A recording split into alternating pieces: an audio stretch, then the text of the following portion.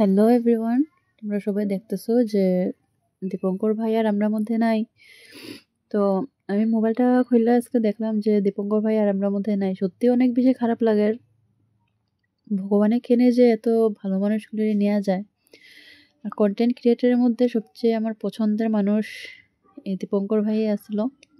খুব বেশি আমি তেনের ভিডিও দেখতাম, আমি খুব বেশি ভাল লাগতো। কোনো কোনো সময় মুড অফ থাকলে না এই ভাইটার ভিডিও দেখলে সত্যি অনেক ভালো লাগতো। কিন্তু হঠাৎ কি এর মধ্যে কি হয়ে গেল, ভগবানও সত্যি এত ভালো মানুষগুলির মধ্যে এখানে যে নেওয়া যায় এটাই ভাবা যায় না। কোনো কোনো সময় রাগও ওঠে ভগবানের উপরে, কেন এরকম করে ভালো মানুষগুলির লগে। তো সত্যি অনেক বেশি খারাপ লাগে। তো যাই হোক, কোনোদিন ভুলতে পারতাম না এই ভাইটারে।